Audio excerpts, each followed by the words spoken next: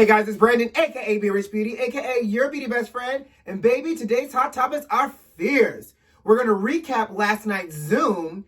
Did you know Cardi B and her sister are being sued, y'all? Patti Labelle dishes about what female singer shaded her. And Megan Thee Stallion, Dwayne Wade, and Gabrielle Union are named Time's 100 most influential people. We're talking about that and a lot more. So you know what to do. Grab your beverage, grab your tea, and let's get this party started. Let go.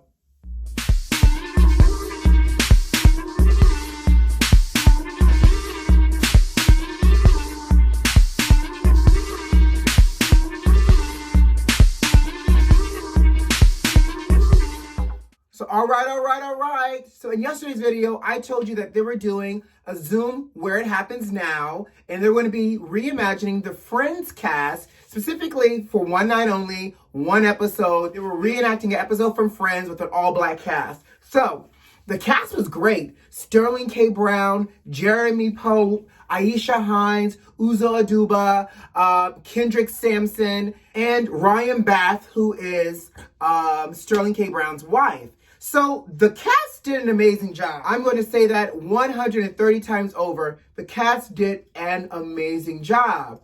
Now, maybe it's because I didn't really watch any episodes of Friends, and I'm not a huge Friends fan, but the episode seemed a little stale and boring. And I get it. I know it was only a table read. You don't have, a lot of props. It's very minimum. And don't get me wrong, I understand. As a former thespian, yes, a former thespian, I understand what table reads are all about. It's coming around to go through the script, to get a feel for it, and to practice and to, land the jokes the way they're supposed to and read the script out loud. I get it. So therefore, you lose the sets, the props, all of that goes into bringing, television full circle.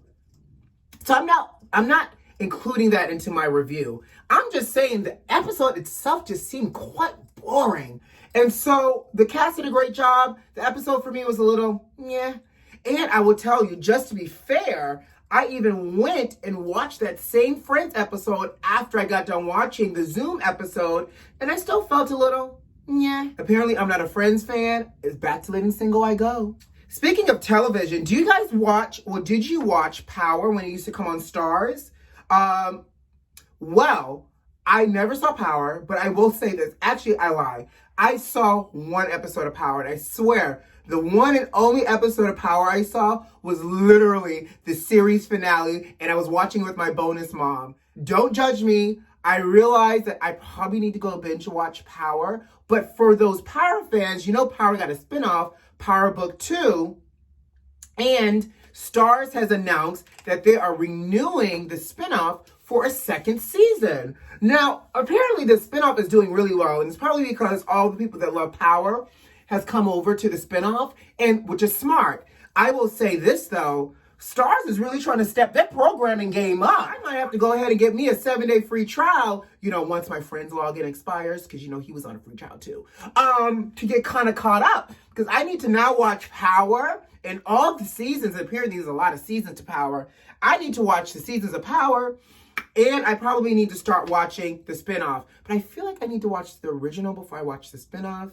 I don't know, because if that's the case, people may have felt that they needed to watch The Cosby Show before they watched A Different World, or they needed to watch Girlfriend before they watched The Game. So maybe not necessarily, but I feel like because of this spinoff, it directly ties back into the original franchise. So I probably need to watch that. Anyways, tell me what you guys think. If you've watched Power, tell me all about it. If you're watching the new spinoff, tell me your thoughts and let me know if I need to go ahead and get that 7-day free trial. Unless somebody else is going to run me their login. But I believe that God bless the child has got their own. So I don't have no issue about getting me a free trial. Can we talk drama? Of course we can, because we're beauty besties. So, Cardi B and her sister, Hennessy Carolina, who I'm assuming Hennessy's real name is probably also taken from a page out of a spell book from Hogwarts, but I digress. Anyways, Cardi B and her sister, Hennessy, are being sued for defamation after labeling a MAGA group racist. Now, Hennessy Carolina and her girlfriend were at a beach over the weekend, And they were confronted by two white men and a white woman. One of the white men were wearing a Make America Great Again hat, right? So they asked Hennessy Carolina to move her car. So the filming of it all starts with Hennessy's going back and forth with the two guys.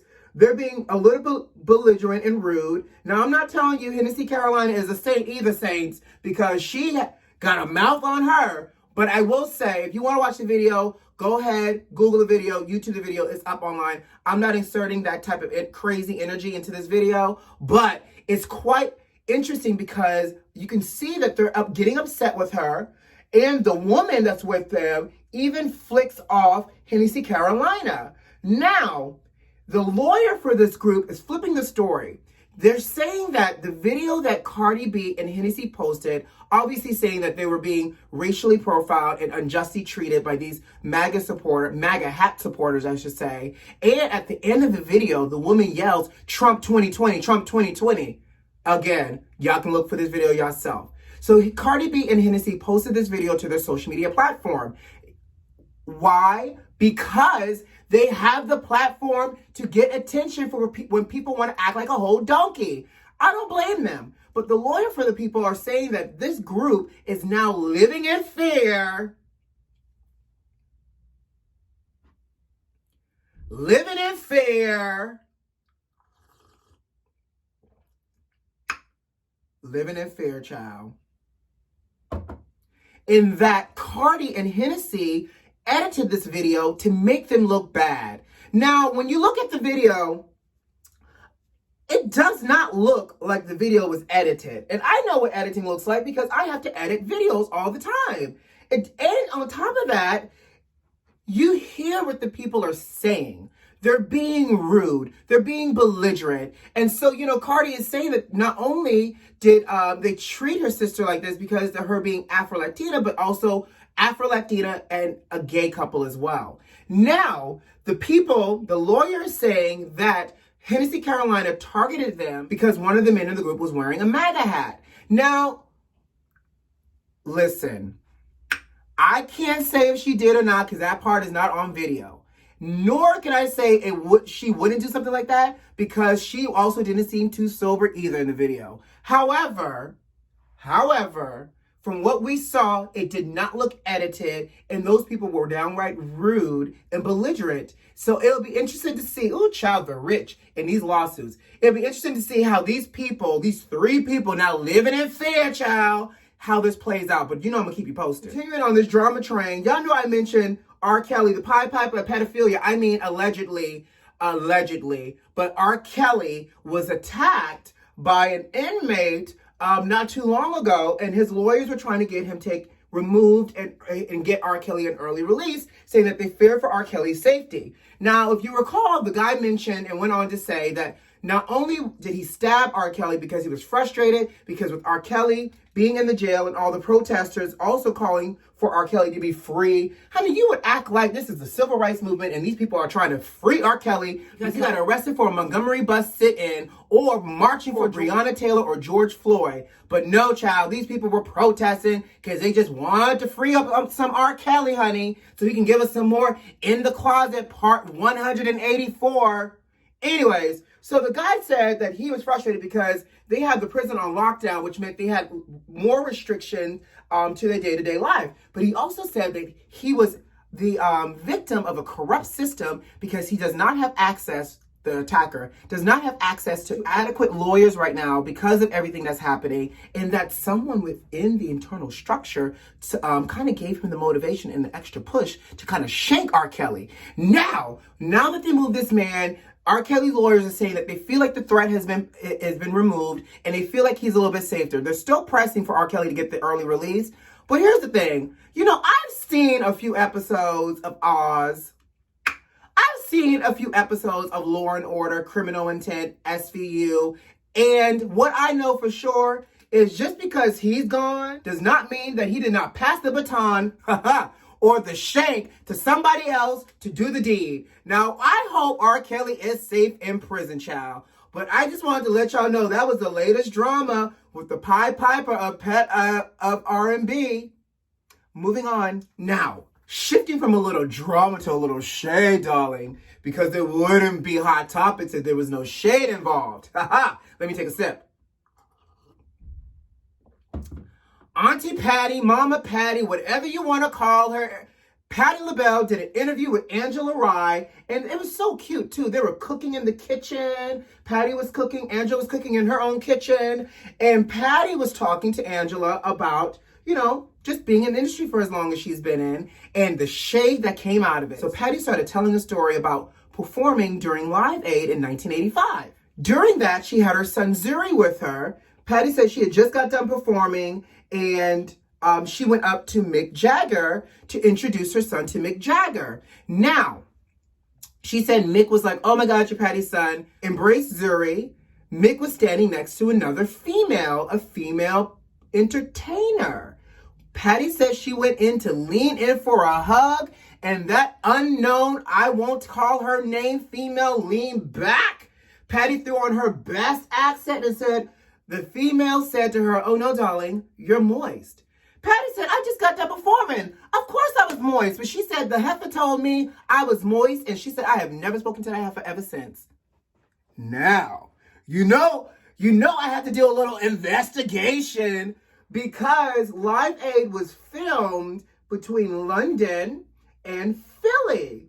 So the only person that's a female that I can think of that one would hang out with Mick Jagger, because Mick Jagger is friends with this person in real life, and this person also performed at Live Aid in Philly in 1985, is the legendary, the iconic Miss Anime Bullet Child.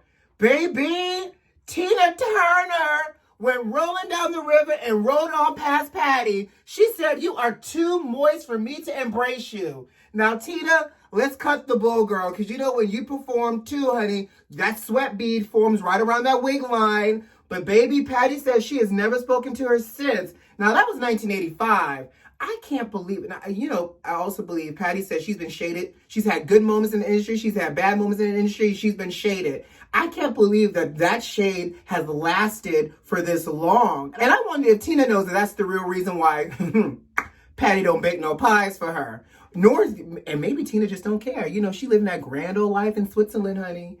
But yes, honey, I hope Patti, as she gets older and older, that she just starts dropping these names, honey. Or, well, you know, you can't talk bad about the dead. I was going to say, oh, when these people start dropping off, she starts dropping the names of all the people that shaded her. But I understand, honey, you got to play the game in order to survive the game. But I just wanted to share that with y'all. I hear about the privileged person by the name of Michael Bloomberg using his privilege and access to help felons in the state of Florida. He has raised over $16 million, congratulations, Michael Bloomberg, to help pay off the fines and restitutions for ex-cons so that they can vote in this upcoming election. Brilliant, because of course, you know, Florida was not going to make it easy. If you're a felon or ex-con living in the state of Florida, in order to get your voting rights back, you have to pay fines, restitution, all these things. So Michael Bloomberg has paid off 32,000 felons fines so that they can vote in this upcoming election. That is a great example of how to use your privilege and your access.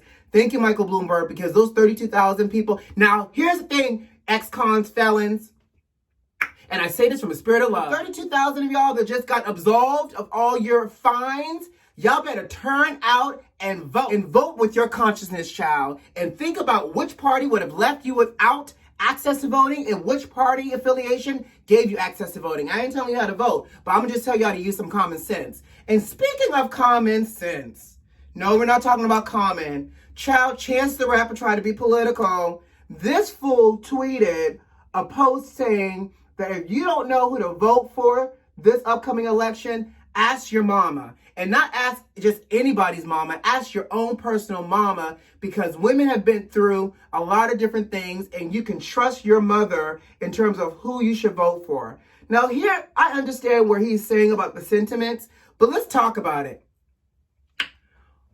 White women are also one of the main reasons why 45 and that nonsense is in the White House. They're mothers too. So you can't be listening to everybody's mama, because everybody's mama ain't sane except my mama and child, because I trust my mama. I love you, mama.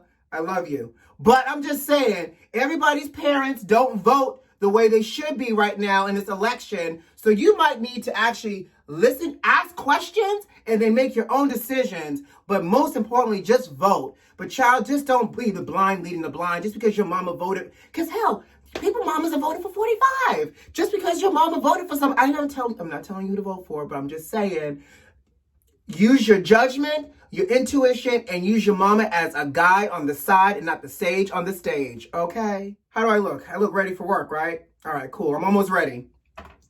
Congrats go out to Megan Thee Stallion, Dwayne Wade, and Gabrielle Union for making Times 100 list of 100 most influential people. Yes, God. Megan got all of us influenced, believing that we could drop it down low and feeling like we need to get knee replacement surgery so we can drop it down low with those stallion knees. And Gabby and Dwayne are really showing us what unconditional parent love should look like, especially in the Black community. So influential, I agree. Congratulations. And the covers are just so cute, sugar. Before I get out of here, baby, they have laid Uncle Ben to rest. The company behind the Uncle Ben company has announced that they are retiring the face off the box and changing the name to Ben's Original. Now, obviously, with the whole Black Lives Matter movement and really holding these companies accountable, especially some of these companies that have been using these iconic Black figures that have an oppressive racial undertone to them accountable, they announced earlier this summer that they're going to be looking at how they can redefine the brand, and now they have. So Uncle Ben is gone and the name has changed. So I'll be interested to see, I don't really eat no Uncle Ben's rice, but I'll be interested to see if it still tastes the same come Thanksgiving when everybody is cooking up their rice. All right, guys, I got to go. You know what to do. Subscribe to the channel, like this video if you like this video, and leave me a comment. You know who loves you. It's me. Enjoy your day, and I'll see you tomorrow. Bye.